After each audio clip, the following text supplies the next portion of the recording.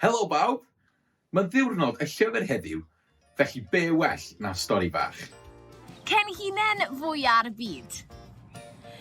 Roedd ei bron yn ddydd Gŵyl Dewi ym myd cyw. I ddathlu'r diwrnod mawr, roedd Dewi'r deinosor wedi trefnu cystadleuaeth arbennig. Cystadleuaeth Cenhinen Fwya'r Byd. Roedd Jungle wedi bod yn tyfu cenhinen ers wythnosa ac roedd maint da arni. Mae rhaid gwneud y pethau bychain bob dydd i'w helpu hi dyfu, meddai. Meddyliodd gweddill y criw. Pa fath o bethau bychain allan nhw eu gwneud i helpu'r genhinen i dyfu'n enfawr? Penderfynodd Llew siarad â'r genhinen a dysgu geiriau newydd iddi. Geiriau pwysig fel mawr, anferth ac enfawr. Roedd triog eisiau canu'r genhinen. Ond yn lle canu daigi bach, newidiodd eiriau'r gan i daigi fawr. Coginio oedd hoff beth bolgi, felly aeth ati i goginio cacen gri enfawr i'r genhinen. Ond wnaeth hi ddim bita briwsionin, felly llwciodd bolgi'r cyfan nes bod ei fol yn brifo. Roedd ciw am darllen stori i'r genhinen. Aeth i nôl y llyfr mwyaf oedd yn y tŷ, ond ar ôl darllen sawl tudalen, syrthiodd ciw i gysgu. Gwaith plwmp aderyn oedd mesur y genhinen. Mae wedi gweithio, bloeddio plwmp un diwrnod. Mae'r holl bethau bychain wedi gwneud gwahaniaeth. Mae'r genhinen wedi tyfu. Roedd pawb yn falch iawn, ond doedd Bolgi ddim yn siŵr beth oedd Jungle wedi bod yn ei wneud i helpu'r genhinen. Jungle, pa beth bychain wyt ti wedi ei wneud? Fi sy'n gwneud y peth lleiaf i gyd, atebodd Jungle.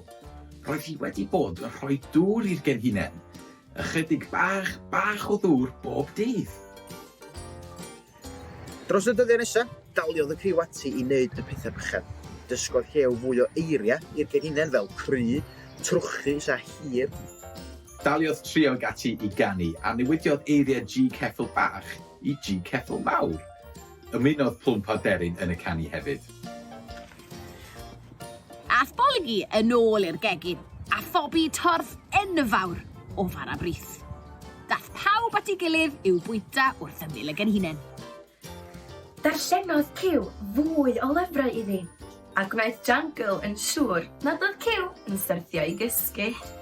Daliodd Jungle ati bob dydd i'r ychydig bach o ddŵr i'r genhinen. Dyna'r peth lleia, ond dyna'r peth pwysica hefyd. Erbyn dydd Gŵyl Dewi, roedd y genhinen yn anferth ac wisgodd pawb i fyny i ddathlu'r diwrnod arbennig.